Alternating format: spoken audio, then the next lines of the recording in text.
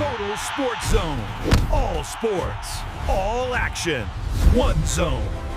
So how in the world does a coach with 7 straight 10-win seasons and 5 division titles get fired? That's the question on every Bills fan's mind after the team parted ways with Sean McDermott. Today, we're going to break down this absolutely shocking decision. It's not really about past success, but about a huge, high-stakes gamble to finally win a Super Bowl. And there you have it, straight from the top. The Bills owner, Terry Pegula, made it pretty clear this wasn't about failure. It was about hitting a ceiling. He uses that key phrase, the next level. And let's be honest, when you're a team that's been this good for this long, the next level means one thing and one thing only, a championship. And this slide right here, this is basically the whole story in a nutshell. It's the core conflict. On one hand, you've got this incredible, undeniable regular season success. 98 wins, a bunch of division titles. I mean, that's a resume most teams would kill for. But then you look at the other side, a perfectly average 500 record in the playoffs, and that big, glaring zero trips to the Super Bowl. That paradox is exactly why we're here today. To really get why this move feels so stunning, we have to rewind the clock. Because, before Sean McDermott showed up, the Buffalo Bills were completely lost in the wilderness.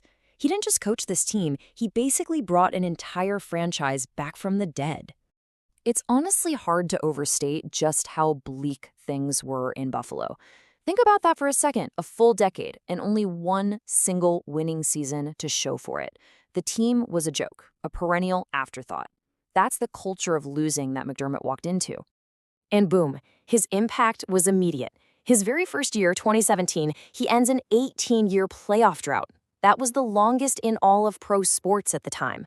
The next year, they draft their franchise quarterback, Josh Allen. By 2020, the real dominance starts with the first of 5 straight division titles. It was a true golden era of winning, which just makes his firing after another tough loss this year all the more jarring. But, and this is a huge but, for all that incredible success, a really frustrating pattern started to show up when the games mattered most. And that brings us to what we're calling the playoff paradox. The Bills were always good, but somehow they were never quite good enough. 98. Just look at that number. That represents almost a decade of unbelievable consistency. He built a winning culture from the ground up and made the Bills a team you had to take seriously every single week. And then there's this number, 8. In all that time, with all those trips to the postseason, they only managed to win 8 games.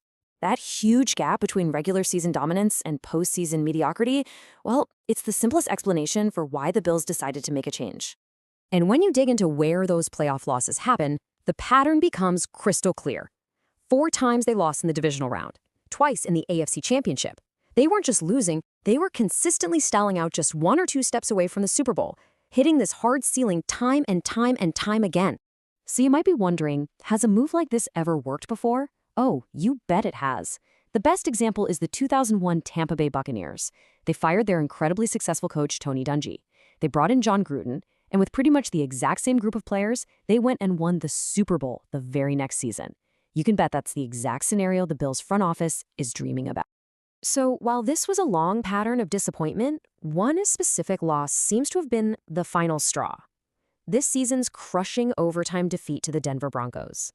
This wasn't just another playoff exit. No, this one felt different. It felt like a breaking point. For anyone who watched that game, it was just painful. A 33-30 overtime thriller where the Bills just couldn't get out of their own way. And here's the killer stat, 5 turnovers. I mean, 5.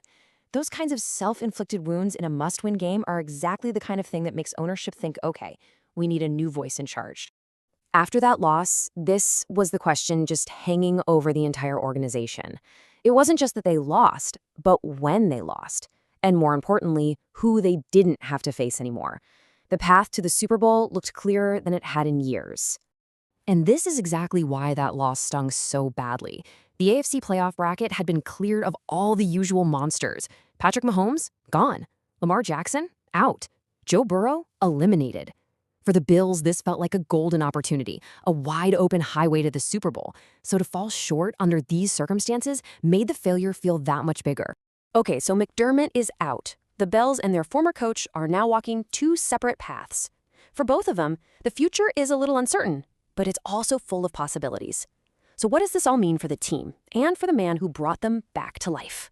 For the Bills, the mission is simple. Find a coach who can win right now.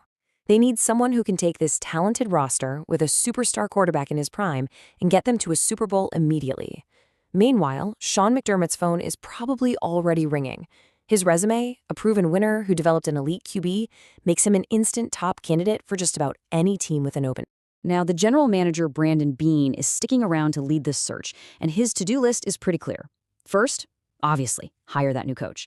But it doesn't stop there. They've got to fix a defense that was shaky at times, and crucially, they need to get Josh Allen some more weapons. The new coach isn't walking into a perfect situation.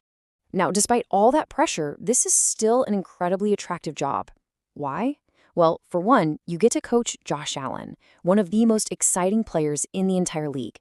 Add in a crazy passionate fan base and a brand new stadium on the way, and you can see why the best coaching candidates are going to be lining up for this gig. You know, at the end of the day, this quote from NFL.com really hits the nail on the head. After 9 years, sometimes a change is just what everyone needs. It is entirely possible that this split could be the thing that finally allows the Bills to reach the Super Bowl and for Sean McDermott to find that same level of success somewhere new. So that leaves us with the million-dollar question. And I'm curious what you think. Was this a bold, necessary risk to finally get over the hump and hoist that trophy? Or was it a huge mistake, firing the very guy who made them a winner in the first place? For now, only time's going to tell if Buffalo's big gamble pays off.